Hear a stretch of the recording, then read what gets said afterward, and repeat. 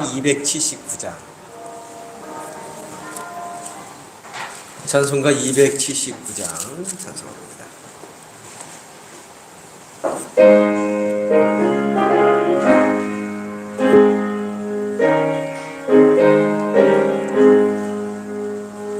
인내하신 그새 주여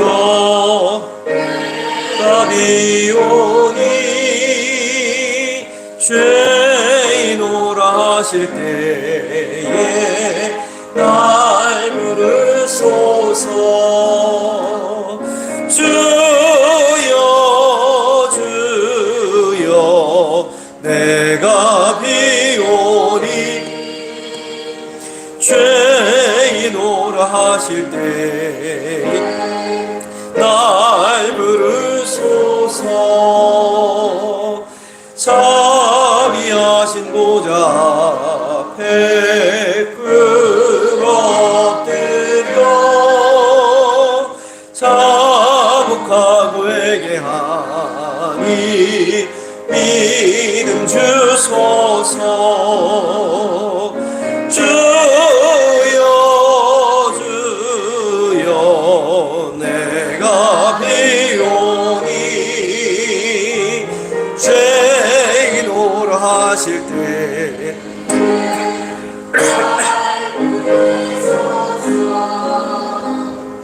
주의 공로 의지하여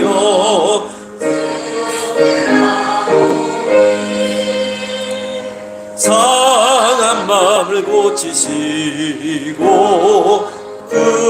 구원하소서. 주여 주여 내가 비오니 죄인오라 하실 때에 날 부르소서. 마음 벗기는 우리 주여 위로하소서. 우리 주와 같으시니 어디 있을까. 주여 주여 내가 비오니 죄인오라 하실 때에 날 4절 찬양합니다. 마음 벗기는 우리 주여 위로하소서. 우리 주와 같으시니 어디 있을까. 주여 주여 내가 비오니 죄인오라 하실 때에 날 부르소서.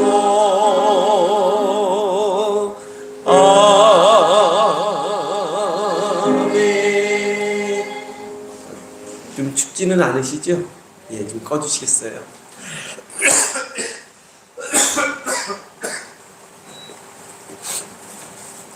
찬송가 301장 찬송합니다.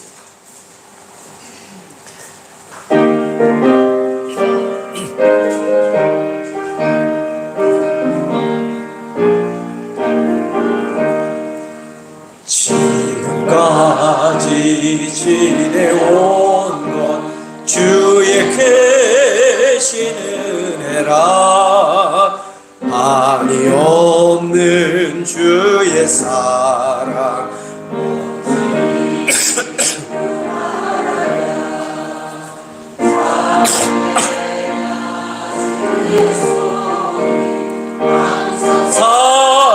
살펴주시고 모든 일을 주 안에서 형통하게 하시네.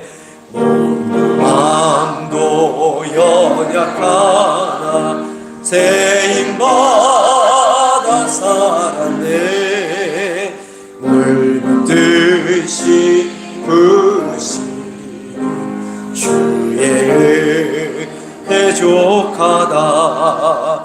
사랑 없는 거리에 나 험한 산길에 맬 때 주의 손을 굳게 잡고 찬송하며 가리라.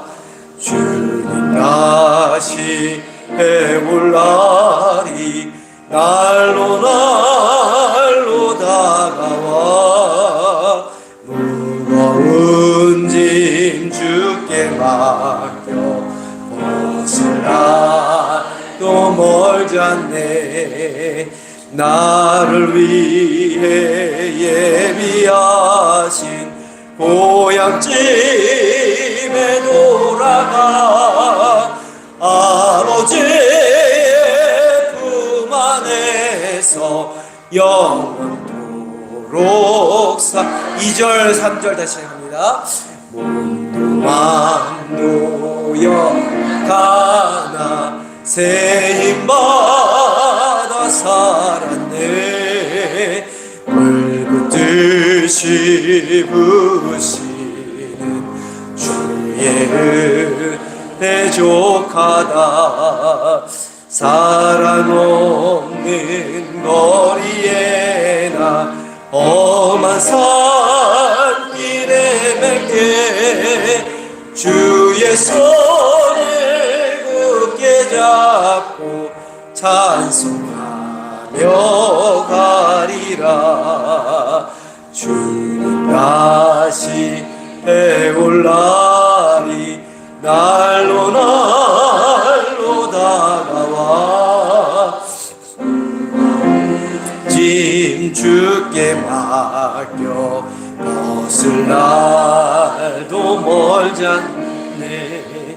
나를 위해 예비하신 고향집에 돌아가 아버지의 품 안에서 영원토록 살리라.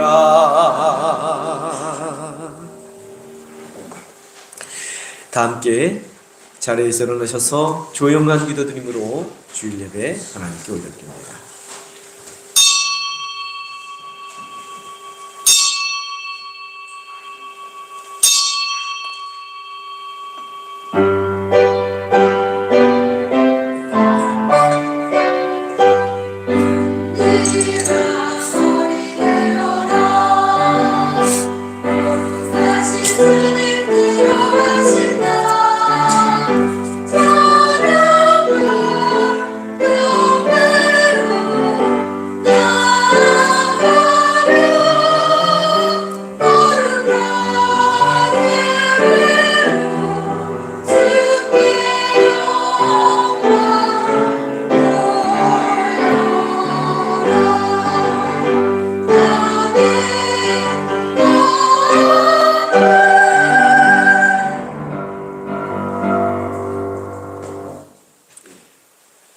우리가 이 보배를 질그릇에 가졌으니 이는 심히 큰 능력은 하나님께 있고 우리에게 있지 아니함을 알게 하려 함이라. 우리가 사방으로 우겨쌈을 당하여도 쌓이지 아니하며 답답한 일을 당하여도 낙심하지 아니하며 박해를 받아도 버림받지 아니하며 거꾸로 트림을 당하여도 망하지 아니하고 우리가 항상 예수의 죽음을 몸에 짊어짐은 예수의 생명이 또한 우리 몸에 나타나게 하려 함이라. 아멘.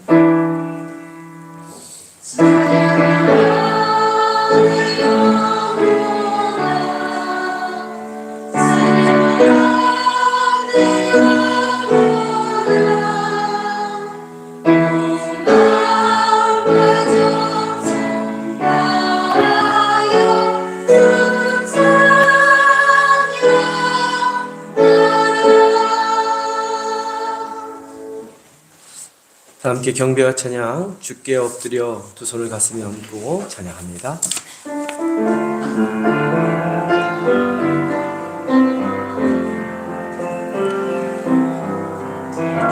주께와 엎드려 경배드립니다.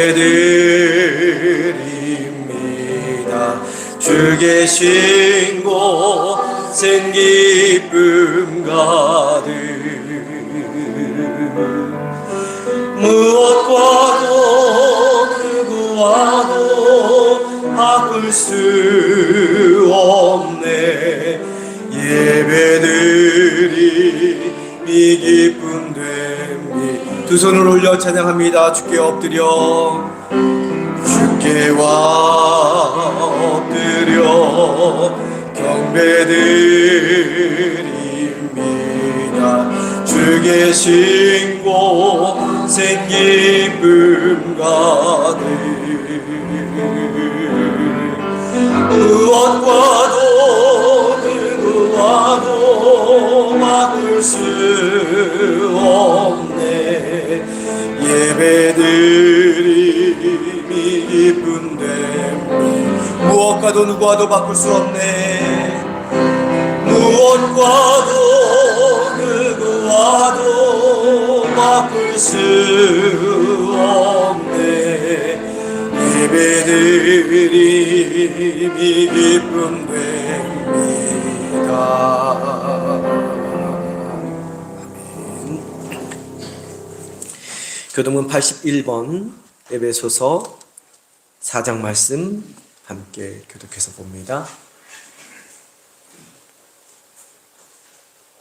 교동문 81번 PPT 교동문 81번 에베소서 4장 말씀 교독해서 봅니다. 그러므로 주 안에서 갇힌 내가 너희를 권하노니 모든 겸손과 온유로 하고 오래 참음으로 사랑 가운데서 서로 용납하고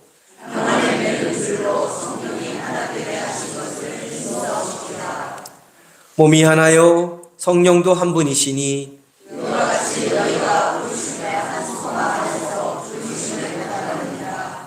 주도 한 분이시요 믿음도 하나요 세례도 하나요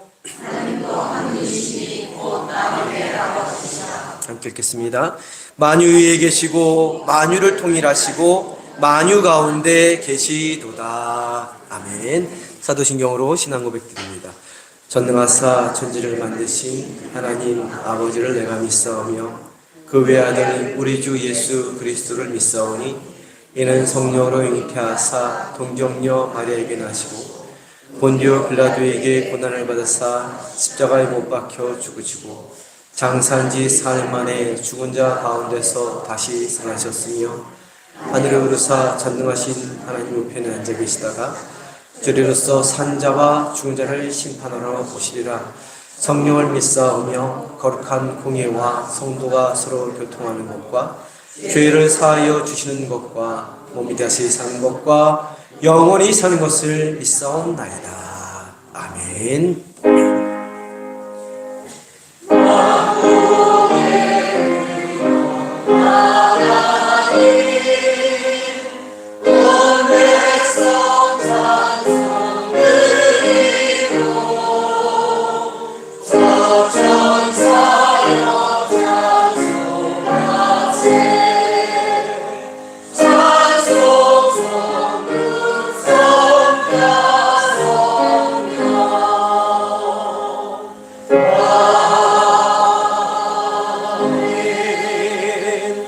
자리에 앉아주시기 바랍니다. 이성환 장로님 나오셔서 대표하여 기도해 주시겠습니다.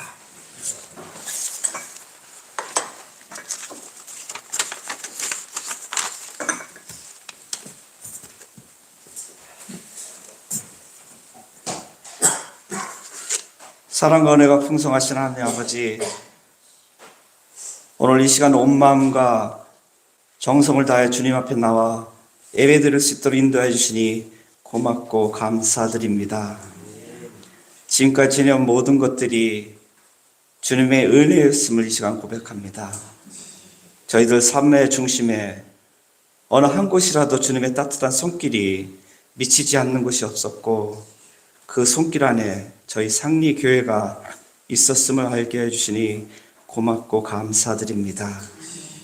김승돈 목사님과 모든 성도들의 손과 발길을 통하여 저희 교회가 올 한 해 동안도 아름답고 은혜스러운 한 해가 되었으며 이 역시 주님의 은혜였음에 다시 한번 고맙고 감사 인사드립니다. 연로하시고 자신의 몸이 불편하여 여러 가지 힘든 상황 속에서도 애찬을 준비해 주시는 많은 성도들이 있어 고맙고 감사드립니다.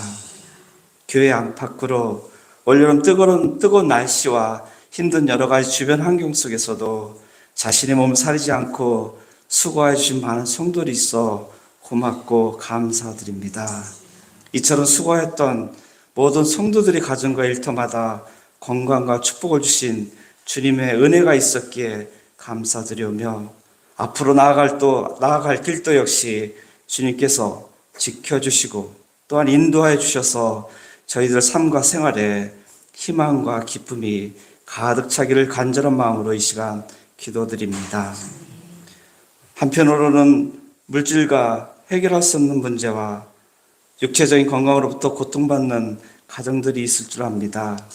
하루빨리 문제점과 육체적인 질병의 고통으로부터 치유할 수 있게 해주셔서 건강한 몸과 마음으로 이 아름답고 은혜로운 동산에서 주님과 함께하는 기쁨으로 동행하는 축복과 영광의 시간이 되게 하시길 간절히 원합니다. 이 시간 말씀을 가지고 단위에 서신 목사님을 기억하여 주시길 원합니다.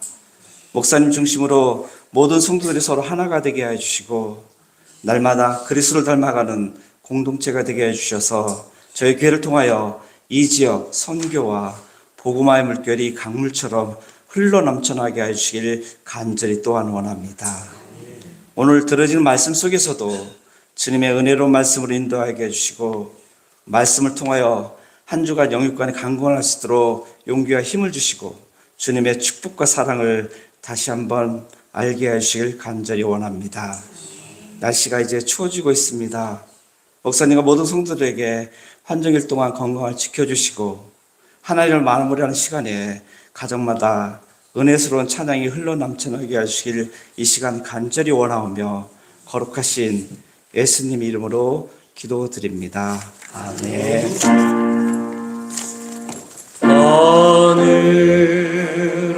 하늘에 계신 아버지 이름 거룩하사 주님 나라 임하시고 뜻이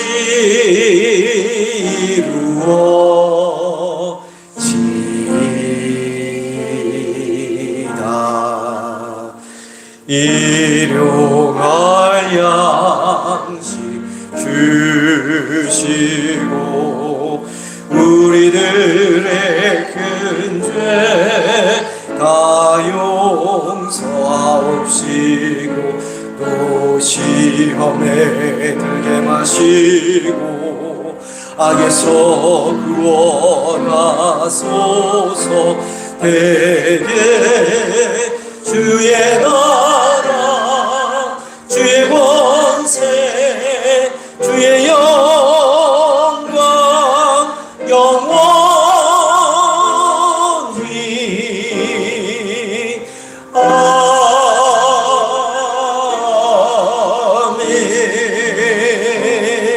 아멘.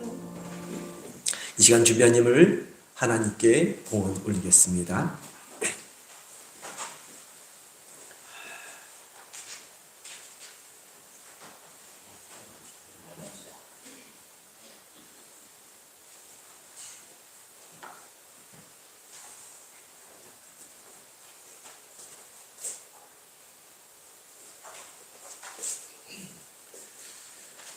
우리 삶의 산 소망이 되신 하나님 아버지, 귀하고 복된 날 저희를 한자리에 불러주셔서 하나님께 존귀와 찬양과 영광을 올려드리게 하시니 감사를 드립니다. 이 시간 주님께서 우리 삶에 베풀어 주신 은혜와 사랑에 감사를 드리며 우리의 마음, 정성, 뜻을 담아 하나님께 예물 올려드립니다. 감사로 10의 하나로 선교로 또 건축으로 일천번제로 여러 가지 기도 제목으로 드린 예물 하나하나 기쁘게 흠양하여 주시고 하나님 나라를 위하여 이 예물이 거룩하게 쓰여지게 하여 주옵소서. 드린 손길에 하늘문을 열어 축복을 부어주시고 기도 제목에 응답의 역사가 있게 하여 주옵소서. 가정과 자녀와 일터를 지켜주시고 축복의 통로가 되게 하여 주옵소서.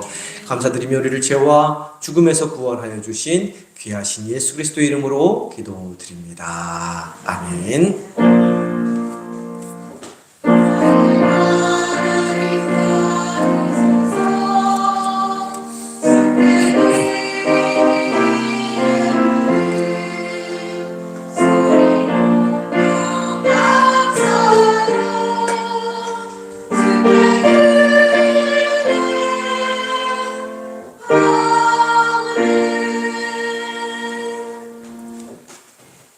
네, 복되고 귀한 날 주님의 성전에 나오신 성도님들을 환영하고 축복합니다. 옆에 계신 분들과 앞뒤에 계신 분들과 인사합니다. 사랑합니다. 네, 축복합니다. 할렐루야, 잘 오셨습니다. 네, 우리 세 가족이 한 분 등록하셨습니다. 몇 주 전부터 계속 예배 참석하시다가 지난주에 등록을 하셨습니다. 잠시 자리에서 일어나 주시겠습니다. 우리 김복순 권사님.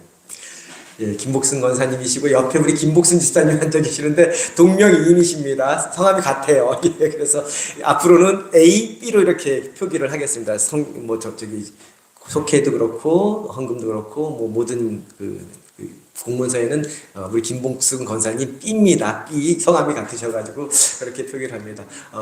미국에서 오래 생활하시다가 은퇴하시고 이렇게 이제 한국에 귀향하시면서 이렇게 저희 교회에 방문을 해주셨고 이제 등록을 해주셨습니다. 너무 감사드립니다. 큰 박수로 우리 환영합시다. 권사님 앉으세요. 예, 그래서 우리 권사님 서 계셔서 좀 쑥스러우실 것 같아서 축복하며 우리 찬양합니다. 하나님께서 당신을 통해 풀로 찬양합니다. 끝까지 하나님께서 당신을 통해 하나님께서 당신을 통해 내 마른 땅에 샘물 나게 하시기를 가난한 영혼 목마른 영혼 당신을 통해 주 사랑할 우리 서로를 바라보며 다시 한번 찬양합니다. 하나님께서 당신을 통해 하나님께서 당신을 통해 내 마른 땅에 샘물 나게 하시기를 가난한 영혼 목마른 영혼 당신을 통해 주 사랑 알기 원하네. 아멘. 감사합니다. 우리 등록하신 분이 권사님이십니다. 미국에서 신앙생활 하신 분입니다. 그러나 저희 교회면 뭐예요? 갓난아기입니다. 어린아이입니다. 어떻게 해야 돼요? 예, 갓난아이 어떻게 해야 돼요? 예, 모른 척하고 외면하면 안 되죠? 예, 잘 돌봐주셔야 됩니다. 뭐, 우리랑 안 맞을 수도 있고, 미국 생활과 다를 수도 있고, 표현도 다를 수가 있지만, 갓난아이기 때문에 다 이해해 주시고, 다 받아주시고, 떼쓴다고 돌아서면 안 되죠? 예, 잘, 이렇게 교회 안에서 잘, 우리 성립교회 이제 등록을 하시고, 갓난아이로 등록하셔서 이제 가실 텐데 잘 자랄 수 있도록 많이 인사도 많이 해주시고 아는 척도 많이 해주시고 격려도 많이 해주시고 도와주셔서 잘 뿌리 내려서 교회 안에 정착할 수 있도록 도와주시기를 바랍니다. 아멘. 예, 그래 주시기 바라고요. 광고 말씀입니다. 돌아오는 주일은 우리 추수감사주일 11월 첫째 주일 추수감사주일로 지킵니다. 우리 이종승 권사님께서 강단을 이렇게 준비를 해주시지만 혹시라도 집에서 뭐 쌀이라든가 뭐 이렇게 야채라든가 놓으실 수 있는 분들은 같이 와서 또 놓아주셔도 됩니다.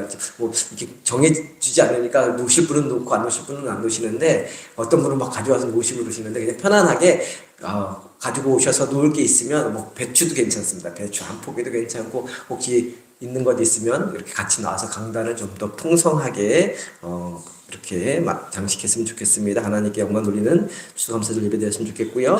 추수감사절과 성탄절을 통해서 교회에서 준비한 사랑의 선물이 은혜 가운데 잘 전달되고 그리스도의 사랑이 드러나는 선물이 되도록 기도하면서 준비해 주시기 바랍니다.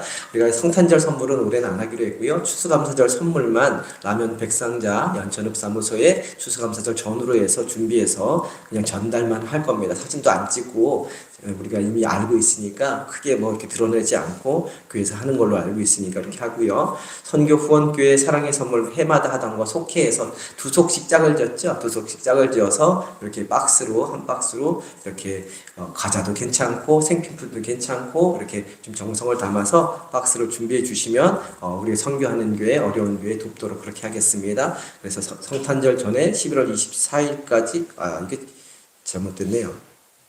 11월 24일까지 강단에 장식해 주셔야 제가 축복기도 하고 성탄 전에 이제 나눠드리니까 맞습니다. 11월 24일까지 강단에 장식해 주시면 좋겠습니다. 올해 11월 말까지. 11월 첫 주, 이번 주 아닙니다. 이번 주 수요일 말고 그 다음 주 첫 주 수요일부터 수요예배는 7시 몇 시?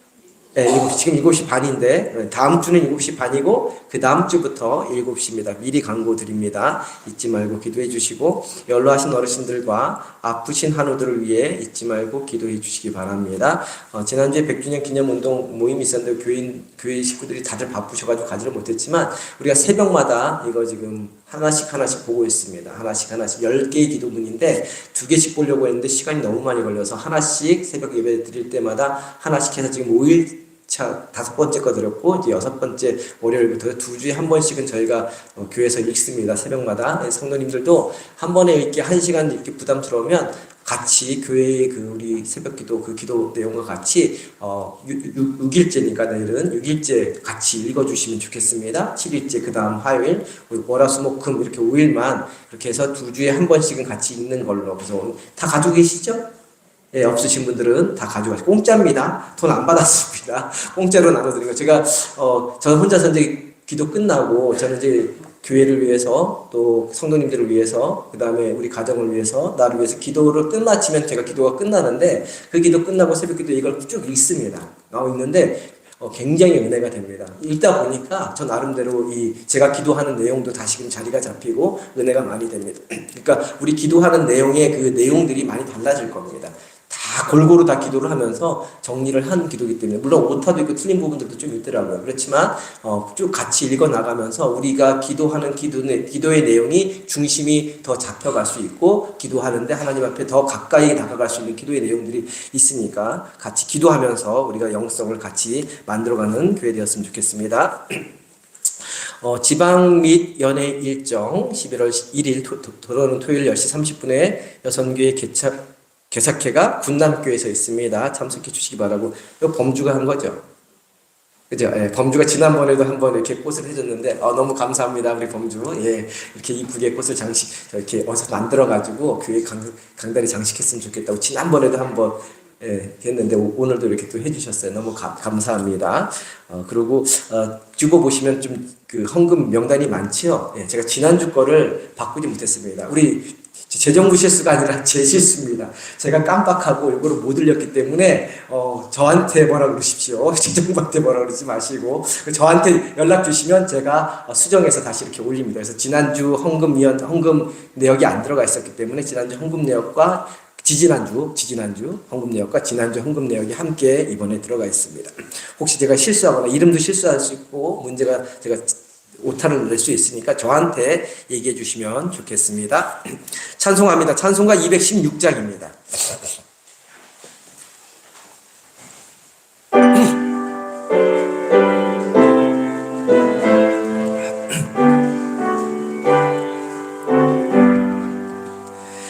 성자의 귀한 몸 날 위하여 버리신 그 사랑 고마워라. 내 머리 숙여서 주님께 비는 말 나무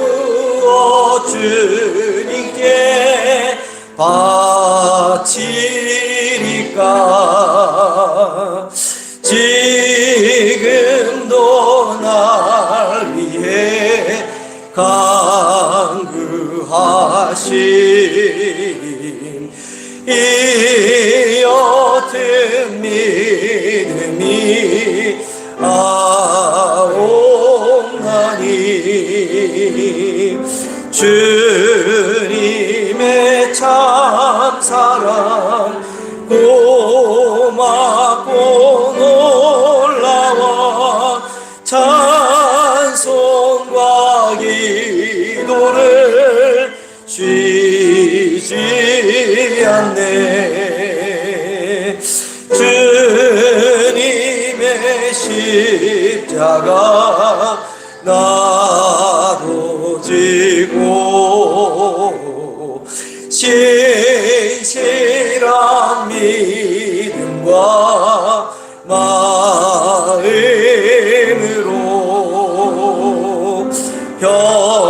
형제의 사랑과 친절한 위로를 위계가 베풀게 하옵소서.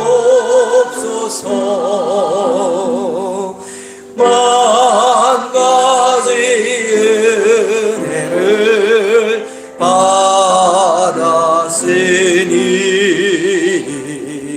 내 평생 슬프나 즐거우나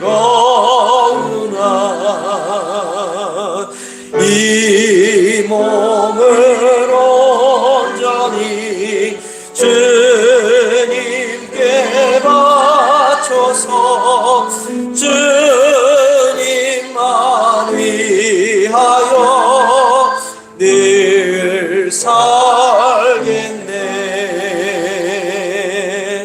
아멘.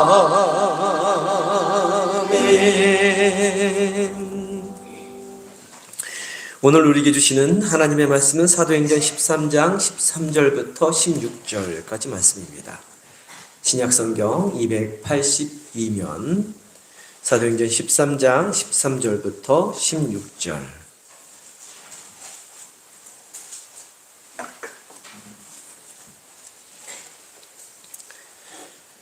사도행전 13장 13절부터 16절까지 말씀 우리 함께 짧으니까 한 목소리로 보겠습니다. 사도행전 신약성경 282면 사도행전 13장 13절부터 16절까지 함께 봅니다. 바울과 및 동행하는 사람들이 바보에서 배 타고 밤빌리아에 있는 버가에 이르니 요한은 그들에게서 떠나 예루살렘으로 돌아가고 그들은 버가에서 더 나아가 비시디아 안디옥에 이르러 안식일의 회당에 들어가 앉으니라. 율법과 선지자의 글을 읽은 후에 회당장들이 사람을 보내어 물어 이르되 형제들아 만일 백성을 권할 말이 있거든 말하라 하니 바울이 일어나 손짓하며 말하되 이스라엘 사람들과 및 하나님을 경외하는 사람들아 들으라. 아멘. 성가대의 찬양이겠습니다.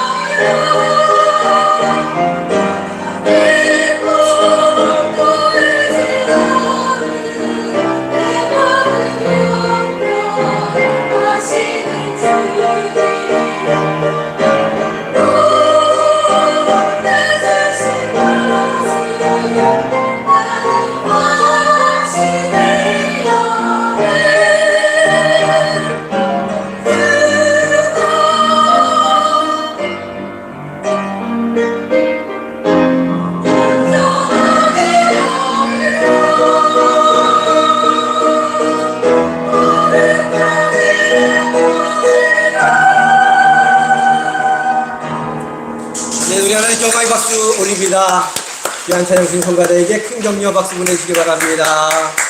감사합니다. 기도합니다. 사랑과 많으신 하나님 아버지, 귀한 날 저희들을 불러주시고 하나님께 목소리 높여 찬양할 수 있게 하시니 감사를 드립니다. 특별히 성가대의 찬양 위에 늘 함께하여 주시고 저들의 삶을 지키시고 축복하여 주시고 강건하게 붙잡아 주옵소서. 찬양이 삶이 되는 성가대원들 되게 하여 주옵소서. 또한 우리가 오늘 함께 나눈 찬양처럼 주님을 만날 수 있는 사람들 되게 하시고 우리를 강하게 거룩하게 우리를 힘차게 만드시는 그 주님의 손길을 경험함으로 말미암아 우리의 영혼이 주님 안에서 늘 평안을 누릴 수 있도록 인도하여 주옵소서. 말씀을 듣습니다. 성령님 함께하여 주시고 주신 은혜 주신 말씀 붙잡고 세상을 향해 나아갈 수 있는 저희 모두가 다 되게 하여 주옵소서. 귀하신 예수 그리스도의 이름으로 기도드립니다. 아멘. 우리가 지난 시간에 성교의 중심이 예루살렘 교회에서 어디로 넘어갔다고 말씀드렸죠? 안디옥으로 넘어갔다는 것을 말씀드렸습니다. 그리고 안디옥 교회에서 누구를 파송보냈죠? 바나바와 바울을 안수하여서 선교사로 파송보내는 장면을 살펴보았습니다. 다시 한번 우리 13장 4절 5절 말씀 한 목소리로 먼저 보겠습니다. 13장 4절 5절 말씀, 네, 한 목소리로 함께 보겠습니다. 두 사람이 성령의 보내심을 받아 실루기아에 내려가 거기서 배 타고 구브로에 가서 살라미에 이르러 하나님의 말씀을 유대인의 여러 회당에서 전할세 요한을 수행원으로 두었더라. 4절 서두에 나오는 두 사람은 누구죠? 바나바와 바울 두 사람을 가리킵니다. 근데 5절 말씀을 보면 말씀을 전할 때 누구를 수행원, 몸종이죠, 몸종. 누구를 수행원으로 두었다고 말씀하고 있죠? 네, 요한을 수행원으로 두었다고 말씀하고 있습니다.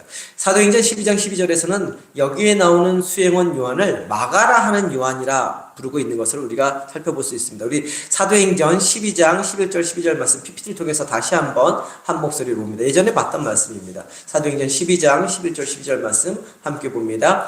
이에 베드로가 정신이 들어 이르되 내가 이제야 참으로 주께서 그의 천사를 보내어 나를 헤롯의 손과 유대 백성의 모든 기대에서 벗어나게 하신 줄 알겠노라 하여 깨닫고 마가라 하는 요한의 어머니 마리아의 집에 가니 여러 사람이 거기에 모여 기도하고 있더라.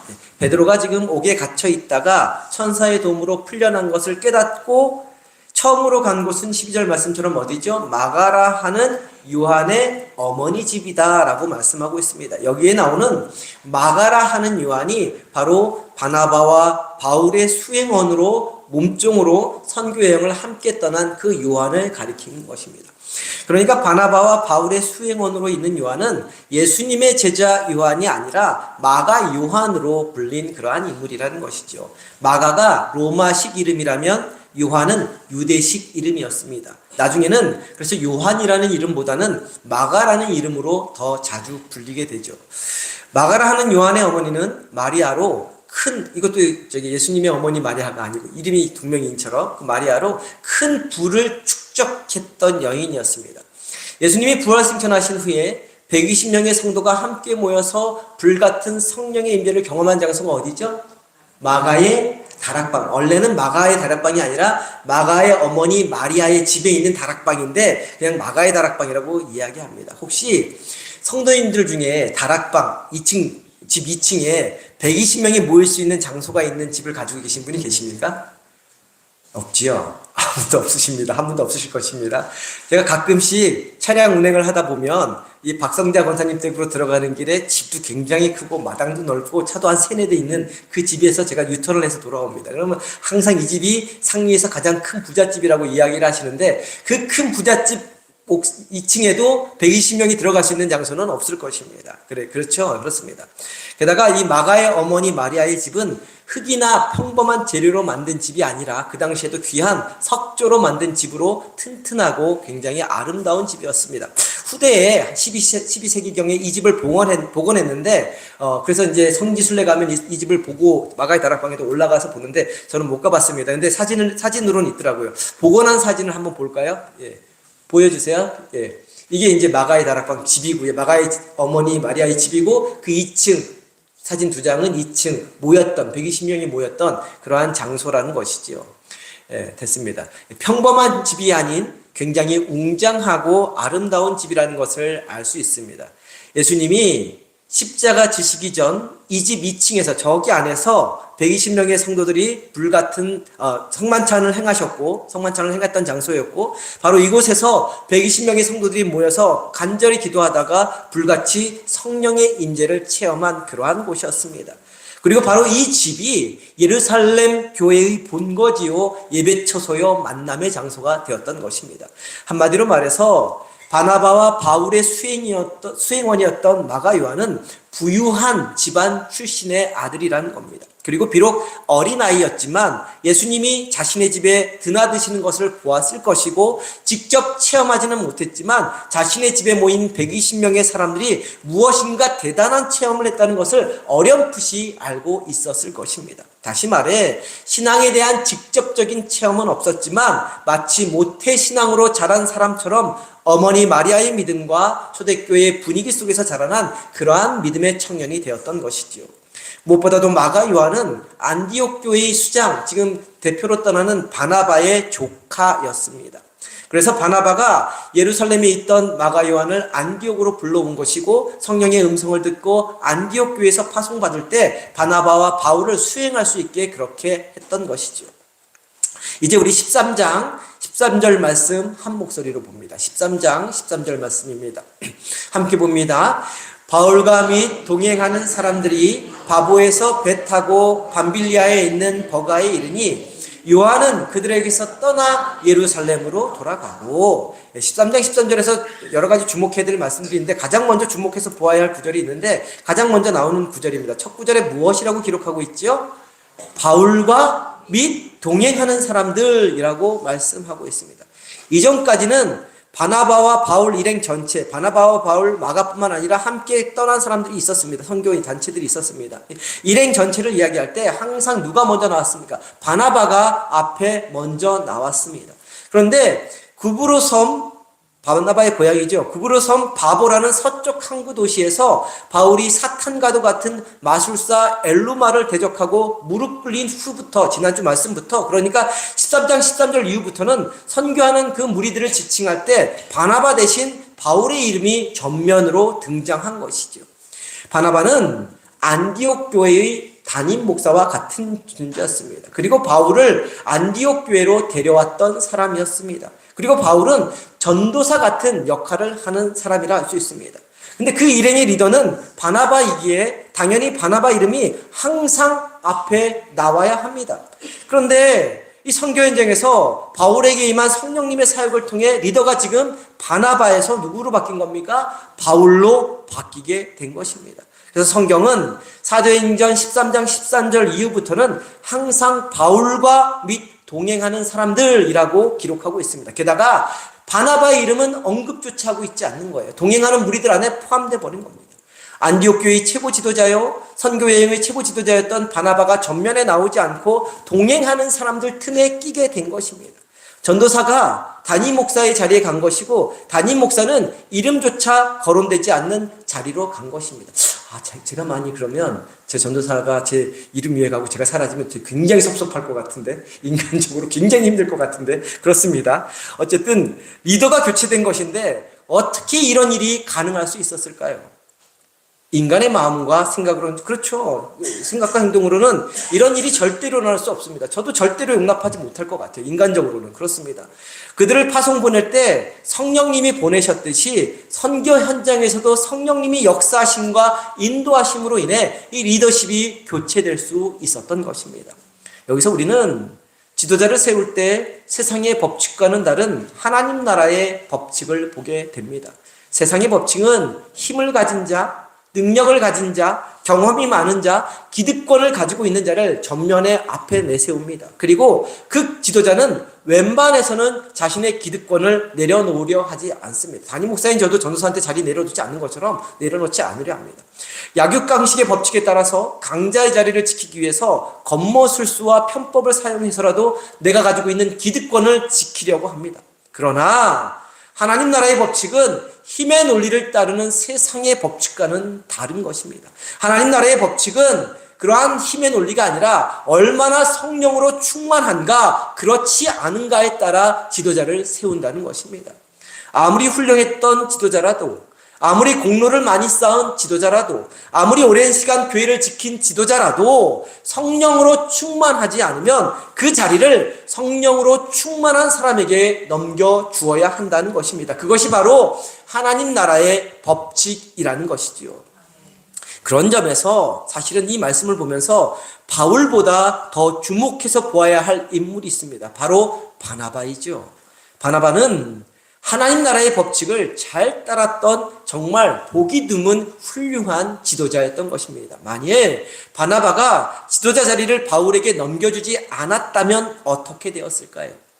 그리고 바울을 지도자로 세워놓고 자신은 동행하는 사람들 틈에 들어가 바울을 돕는 사람이 되지 않았다면 어떻게 되었을까요? 만일 지도자였던 바나바가 바울이 성령으로 충만한 것을 보고 사람들이 막 세우니까 질투하고 자신이 지닌 지도자라는 기득권으로 바울을 짓눌렀더라면 어떻게 되었을까요? 공동체 내에 엄청난 분열과 갈등과 싸움이 일어났을 것입니다. 전도 여행은 더 이상 성령님이 이끄시는 전도 여행이 아니라 사람이 이끌어가는 전도 여행이 되었을 것입니다. 하나님 나라를 위한 전도가 아니라 인간의 나라를 위한 전도가 되었을 것입니다. 그리고 심한 경우에는 바울이라는 인물이 인류 역사에서 소리 소문 없이 사라질 수도 있었을 것입니다. 이렇게 놓고 볼 때 자기 자리를 내려놓을 수 있었던 바나바, 그리고 자신은 사라지고 바울을 전면에 내세워준 바나바는 바울 이상으로 훌륭한 지도자여 성령으로 충만했던 지도자라 할 수 있을 것입니다. 그리고 여기서 한 가지 더 기억할 것이 있습니다. 사도행전 13장 9절 말씀처럼 바울이 전면에 등장하면서 바울의 이전 이름, 곧 사울이라는 이름은 앞으로 더 이상 사용하지 않게 됩니다. 우리가 앞으로 계속 보는 말씀에는 사울이라는 이름이 등장하지 않습니다. 그전까지 우리가 사울의 이름을 봤지만 사울이라는 이름이 더 이상 나오지 않습니다. 사울은 유대식 이름이요, 베냐민 지파 사울왕의 후손을 따르는 그러한 이름입니다. 베냐민 지파였고 사울도 사울왕의 후손이었습니다. 그래서 사울이라는 이름에는 부하여 얻은 자라는 뜻이 있지만 큰 자라는 의미도 담겨 있습니다. 그런 이름을 가진 사울이었지만 사도행전 13장 9절 말씀부터는 더 이상 사울이라는 이름을 사용하지 않습니다.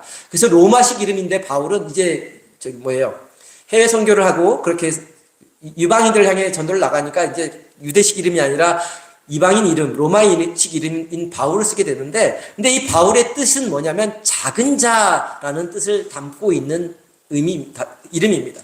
비록 예수님을 만난 이후에 17년이라는 긴 시간 동안 말씀과 기도로 훈련과 연단을 받고 성령의 능력을 그 누구보다도 강력하게 행할 수 있게 되었지만, 그래서 바나바를 포함해서 동행하는 사람들의 리더로 전면에 나서게 되었지만, 그 순간부터 사울이라는 인물이 바울이라는 이름처럼 겸손하게 작은 자로 살아간 사람이라는 것을 알려주기 위해서 사도행전의 저자가 의도적으로 사울이 전면에 드러나는 13장 9절 말씀부터 이름을 바꾸어 바울이라 사용한 것이라 그렇게 생각이 듭니다. 그리고 정말로 리더가 된 이후에 바울의 삶은 언제나 어디서나 작은 자, 겸손한 자로 살아간 것을 바울이 기록한 서신들을 읽다 보면 계속 확인할 수 있습니다. 사랑하는 성도님, 우리 상립교회 안에도 이 바울과 바나바와 같이 성령으로 충만한 지도자로 가득 차길 간절히 소망합니다. 저부터서 먼저 성령으로 충만하고 우리 장로님, 속장님, 권사님, 집사님, 성도님 모두가 다 성령으로 충만하여서 서로를 세워주고 배려하는 교회, 겸손하게 낮은 자의 자세로 서로를 섬기는 그러한 교회 되기를 간절히 소망합니다. 이제 다시 한번 13장 13절 말씀과 그 이후의 말씀을 살펴보면서 더 주목해서 보아야 할 내용이 있습니다. 먼저 13절 말씀 한 목소리로 다시 보겠습니다. 13절입니다. 함께 보겠습니다.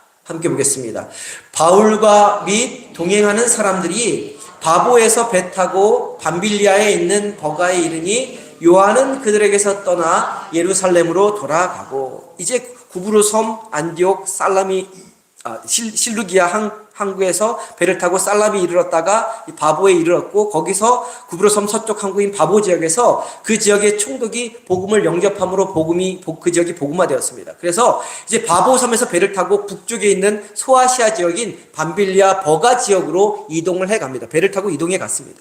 근데 13절 말씀뿐만 아니라 하반절 이하의 말씀을 보면 이 버가라는 지역에 도착하면서 의문이 드는 몇 가지 점이 있습니다. 크게 세 가지로 살펴볼 수 있는데, 첫째는 바울과 바나바의 비서 역할, 수행원 역할을 하던 마가 요한이 버가라는 지역에 도착하자마자 왜 그들을 떠나 예루살렘으로 돌아갔느냐 하는 것입니다. 요한은 그들에게서, 그러니까 그 수행해야 될 사람이 바나바와 바울을 떠나서 예루살렘으로 돌아갔다고 말씀하고 있습니다. 두 번째로 14절 말씀을 보면 바울 일행은 마가 요한이 떠난 버가라는 지역, 처음 발을 들여놓은 땅인 버가에서 어떤 전도 활동도 하지 않고 왜 버가를 황급히 떠나 비시디아 안디옥이라는 지역으로 이동했는가 하는 것입니다. 14절 말씀인데요. 우리 14절 말씀 한 목소리로 봅니다. 14절입니다. 함께 봅니다. 그들은 버가에서 더 나아가 비시디아 안디옥에 이르러 안식일에 회당에 들어가 앉으니라. 지명들이 많이 나오죠. 막 헷갈립니다. 이 지명들은 제가 성경 공부 시간 때 다시 지도를 통해서 찝어가면서 다시 설명해 드리겠습니다. 먼저 구브로 섬 바보에서 배를 타고 도착한 새로운 지역 버가에 도착했으면 그 지역에 있는 회당을 먼저 둘러보고 그 지역 일대를 먼저 복음화한 후에 다른 지역으로 이동하는 것이 굉장히 당연한 일입니다. 구브로 섬 살람이나 바보에 이르렀을 때 회당이나 사람들이 모인 장소에서부터 전도를 시작했던 것처럼 전도하는 것이 자연스러운데, 갑자기 이 비시디아 안디옥으로 황급하게 옮겨간 것입니다. 비시디아 안디옥은 우리가 알고 있는 안디옥과 또 다른 겁니다. 헷갈리시면 안 됩니다. 우리 내비게이션에 상리교회 찍으면 세 군데가 뜹니다. 세 군데, 네 군데가 떠요. 연천에 있는 상리교회, 화성에 있는 상리교회, 또 목포에 있는 상리교회. 그래서 잘못 찍으면 목포까지 갑니다. 내비게이션에 그렇게 뜨듯이 똑같은 지명이 여러 군데 있듯이 이 비시디아 안디옥은 다른 지역에 있는 안디옥을 비시디아라는 지역에 있는 안디옥을 가리킵니다. 그래서 헷갈리시면 안 된다고 미리 말씀을 드리고요. 어쨌든 바울 일행이 버가에 도착했을 때 바로 말씀을 전하지 않고 장소를 이 비시디아 안디옥으로 급하게 옮겼다는 것은 이 버가라는 지역에서 바울 일행에게 어떤 문제가 있었다는 것을 알 수 있습니다. 그리고 마지막 세 번째로 이 버가라는 지역에서 조금만 방향을 틀면 편안하고 쉽게 갈 수 있는 지역이 있었습니다. 더베와 또 바울의 고향인 다소도 옆에 있었는데 그 지역을 불구하고 왜 구태여 험난한 길을 선택해서 갔냐는 것입니다. 이 비시디아 안디옥은 해발 1200m나 되는 고원지대에 있었습니다. 그리고 지형이 굉장히 험준했습니다. 그래서 버가에서 이 비시디아 안디옥으로 가는 길은 해발 1000m 이상으로 이어진 산맥을 통과해야 하는 험준한 그러한 길이었습니다. 게다가 이 길은 갑작스러운 폭우로 황폐해진 경우가 있었고, 그래서 길이 끊기는 경우도 있었고, 로마 군인들도 통제하기 어려운 지역이기 때문에 이곳저곳에 강도떼들이 숨어있던 그러한 지역이었습니다. 다시 말해 고생을 각오하지 않고는 가기가 쉽지 않은 그러한 장소가 비시디아 안디옥이었습니다. 이 세 가지를 놓고 볼 때 구브로 섬 바보를 떠나서 이 버가라는 해안 지역에 이르렀을 때 바울 일행에게 어떤 심각한 문제가 발생했다는 것을 알 수 있습니다. 바울이 쓴 편지들을 살펴보면 그 문제가 무엇이었는지 대충 알 수 있습니다. 바울은 편지를 쓸 때 자신에게 육체적인 결함, 곧 육체에 가시가 있다고 종종 표현한 곳이 많이 있습니다. 그것이 성사학자들에 의해서는 안질, 눈의 질병일 수도 있고 글을 잘 못 읽을 수도 있고 간질 증세를 일으키는 간질일 수도 있고 그렇게 성사학자들은 추측을 합니다. 이 말씀을 통해서 알 수 있는 것은 바울 일행이 버가에 도착하자마자 이 해안 도시 특유의 습기와 기후 때문에 바울의 몸에 심각한 이상이 생긴 것으로 보인다는 것이죠. 보통 기후와 풍토가 맞지 않아 생기는 병은 그 지역을 빨리 벗어나야 나을 수 있지 않습니까? 그래서 바울 일행은 가능한 한 빨리 그 지역을 벗어나려고 했던 것입니다. 그리고 바울의 병세가 악화되지 않게 하기 위해서 습기도 적고 공기도 쾌적한 고원지대인 비시디아 안디옥으로 속히 이동한 것으로 보입니다. 그러니까 선교 여행길이 없던 길로 지금 경로를 튼 겁니다. 그런데 조금 전에도 이야기했듯이 이 고원지대로 가는 길에 어떤 위험을 당할지 알 수 없는 어려운 길이었습니다. 게다가 아픈 사람을 데리고 산맥을 넘어가야 하니까 굉장히 힘들고 어려운 여행길이 펼쳐질 것이 분명했습니다. 이런 고생길이 눈앞에 펼쳐지자 수행원이었던 마가 요한은 어떤 상의도 없이 그냥 예루살렘으로 돌아가 버리고 말았던 것입니다. 게다가 어서 파송받아서 왔습니까? 안디옥 교회에서 파송받아 왔지 않습니까? 그러면 안디옥 교회로 가는 것이 당연한데 안디옥 교회로 간 것이 아니라 어디로 간 거예요? 어머니 집, 자기 고향으로 그냥 예루살렘으로 돌아갔다는 것은 어떤 사정이 있어서 안디옥 교회에게 이런 사정이 있어서 알리기 위해서 돌아갔다기보다는 그 길을 함께 가고 싶지 않았기 때문에 돌아간 것이 분명하다는 것이죠. 무엇보다도 자신의 삼촌 바나바, 자신이 의지하고 따랐던, 자신을 불러줬던 바나바는 이제 더 이상 지도자, 리더가 아니었습니다. 게다가 그 험난한 고생길을 걸으며 질병으로 고통받고 있는 이 바울을 수종들자니 부잣집 아들로 자란 마가, 아직 신앙적으로 충분한 체험도 없고 성숙함도 갖추지 못했던 마가의 입장에서 그 일을 감당하기가 너무나도 버겁고 어려웠던 것입니다. 그래서 안디옥 교회로 돌아간 것도 아니고 어머니가 있는 고향집 예루살렘으로 돌아가 버리고 말았던 것입니다. 이때 마가에게 받은 바울의 상처가 이만저만이 아니었을 것입니다.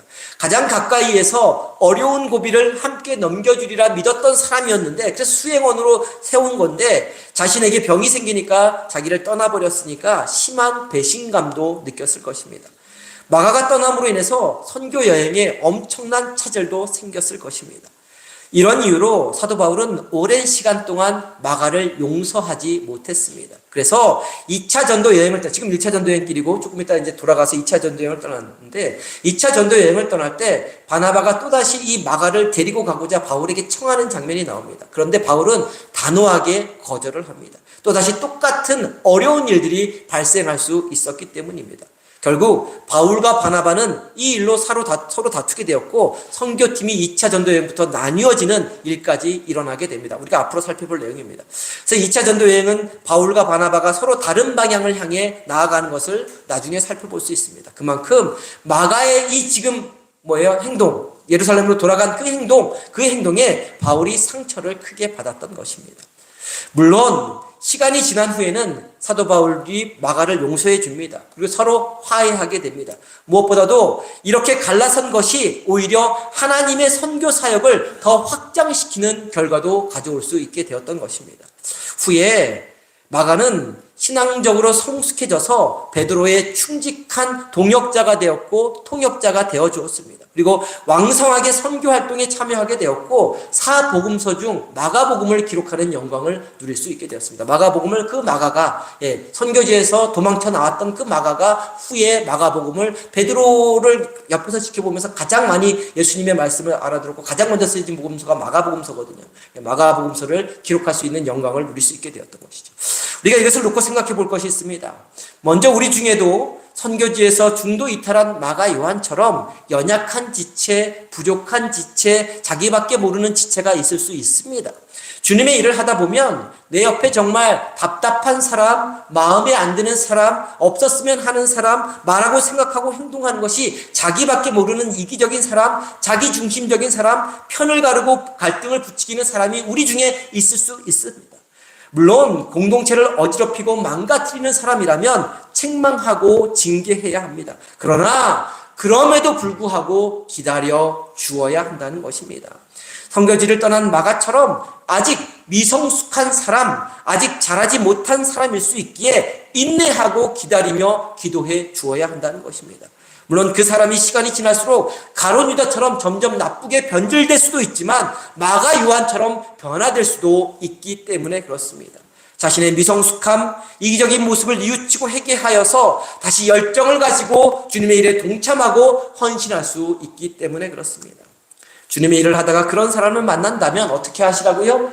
기다리시라는 겁니다. 인내해 주셔야 됩니다. 기도해 주셔야 한다는 것입니다.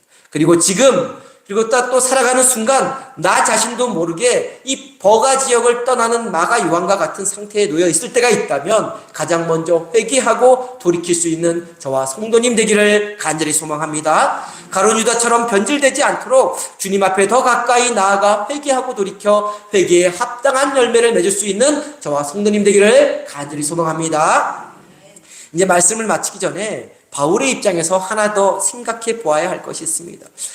주님을 위해 나선 선교 여행에서 왜 이와 같은 어려운 문제와 악조건이 생기는 것일까 하는 것입니다. 하나님의 영광을 위해서 누구보다도 뜨거운 마음으로 이 헌신하려는 사람의 앞길에 왜 이런 어려움들이 생기는 것일까? 게다가 성령의 부르심을 따라 성령 충만함으로 출발한 전도 여행이기에 만사형통하고 모든 것이 다 잘 풀려야 하는데 왜 하나님은 건강을 지켜주시지 않고 고난을 만나게, 어려움을 만나게 하시는 것일까? 왜 공동체에 분열이 일어나는 것을 그냥 지켜보신 것일까? 질문해 볼 수 있습니다. 여기서 우리는 하나님의 어떤 숨은 뜻이 있음을 발견할 수 있어야 합니다. 바울은 하나님의 큰일, 곧 땅끝까지 이르러 복음을 증거해야 할 막중한 임무를 맡은 인물이었습니다. 그 어느 누구도 비교 불가능할 정도로 엄청난 일을 해야 하는 사람이었습니다. 분명히 하나님께서 친히 도와서 그 일을 잘 할 수 있도록 해 주실 수 있었습니다. 그럼에도 그에게 질병을 허락하시고 고쳐주지 않으신 것은 바울을 향한 하나님의 큰 뜻이 있었기 때문입니다. 그것은 바로 바울 역시 질그릇처럼 깨지기 쉬운 연약한 인간이라는 것을 잊지 말고 살게 하기 위해서였습니다. 만일 하나님이 바울의 모든 일을 다 도우셔서 사도 바울이 슈퍼맨처럼 하나님의 일을 감당했다면 사람들의 질병을 낫게 해주듯이 자신의 질병도 깨끗이 고침받고 건강한 육체로 복음 사역을 감당했다면 아무 어려움 없이 항상 승승장구하며 성령의 능력과 권능을 발휘하며 선교지를 옮겨다니며 복음을 전했다면 바울은 자신의 이름과는 달리 상당히 교만한 사람이 되었을 것입니다. 그리고 나중에는 자신도 모르는 사이에 하나님 위에 군림하는 인간이 되었을지도 모를 일입니다.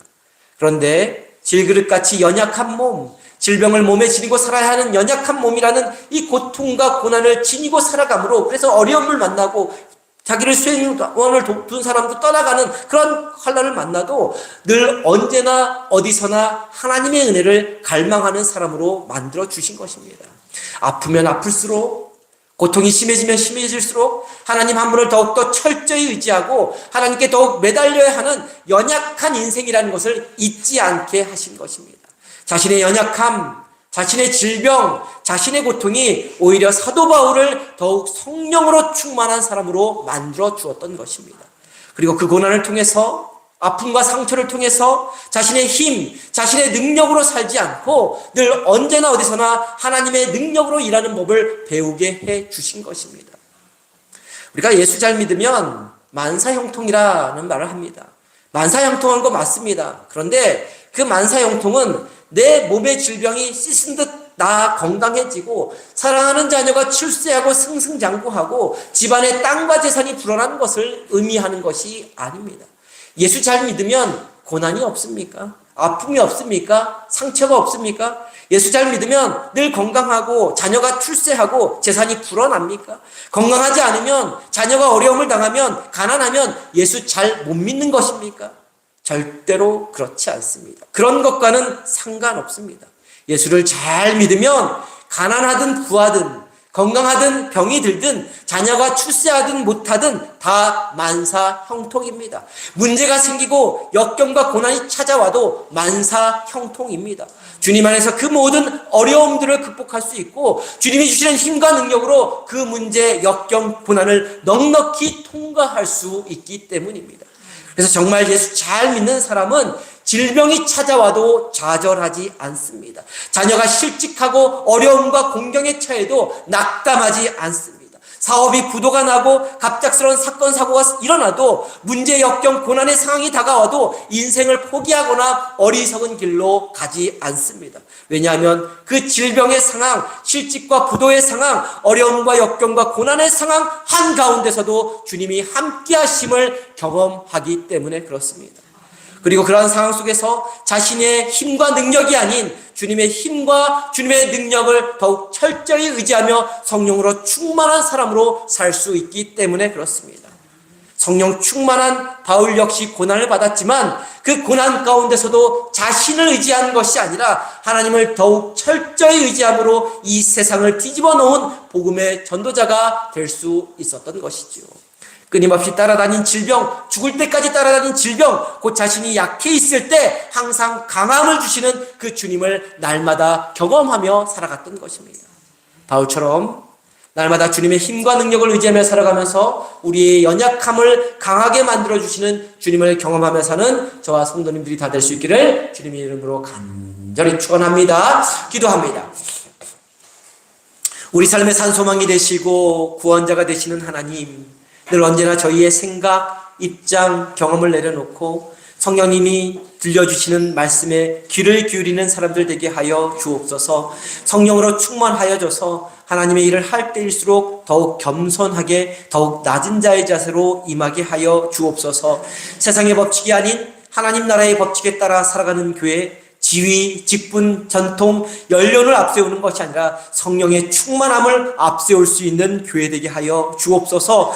내 주변에 아직 어린 마가와 같은 사람이 있다면 기도하며 인내하며 기다릴 줄 아는 여유를 주시고, 내가 만일 마가와 같은 모습이라면 자복하고 회개함으로 회개에 합당한 열매를 맺을 수 있는 사람 되게 하여 주옵소서. 무엇보다도 약할 때 강함 주시는 주님을 경험했던 바울처럼 우리의 연약함, 우리 안에 있는 질병, 고통, 실패가 우리를 좌절하고 주저앉게 만드는 것이 아니라 오히려 우리를 더 하나님의 사람으로 만드는, 성령의 사람으로 만드는 강력한 도구가 되게 하여 주옵소서. 귀하신 우리 주 예수 그리스도의 이름으로 기도드립니다. 아멘.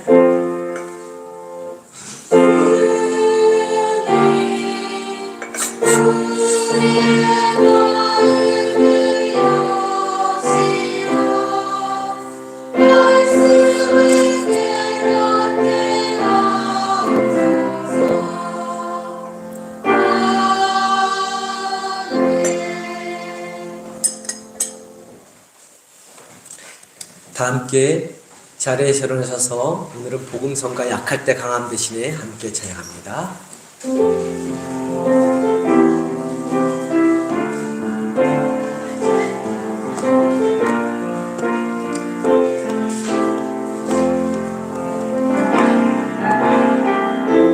약할 때 강함 되시네, 나의 보배가 되신 주 나의 모든 것. 주 안에 있는 보물을 나는 포기할 수 없네, 주 나의 모든 것. 예수 어린 양 존귀한 이름, 예수 어린 양 존귀한 이름. 십자가에서 하셨네, 십자가 죄 사하셨네. 주님의 이름 찬양해. 주 나의 모든 것.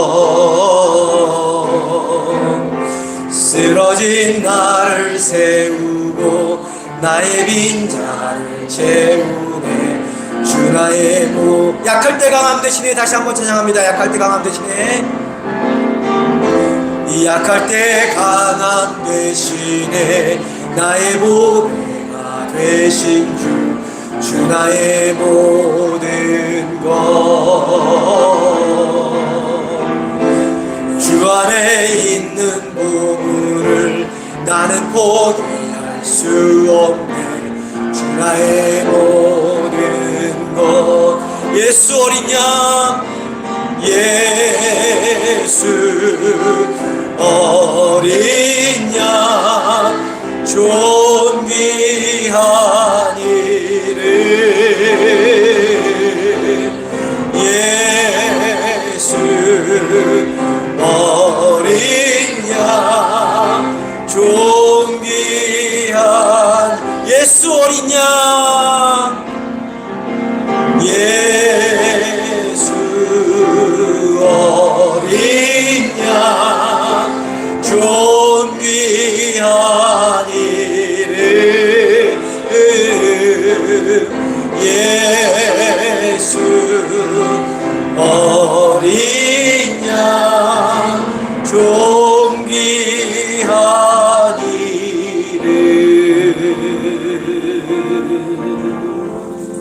기도합니다. 지금 십자가에서 죽으시기까지 우리를 품어주신 우리 주 예수 그리스도의 은혜와 하나님 아버지의 크고 높고 깊은 사랑과 우리를 지키시고 도우시고 인도하시는 성령님의 감화감동 역사하심이 약할 때 강함 주시는 주님의 은혜를 누리며 살고자 결단하며 돌아가는 성도님들의 머리 위에 이제부터 영원토록 함께해 주시기를 간절히 축원하옵나이다. 아멘.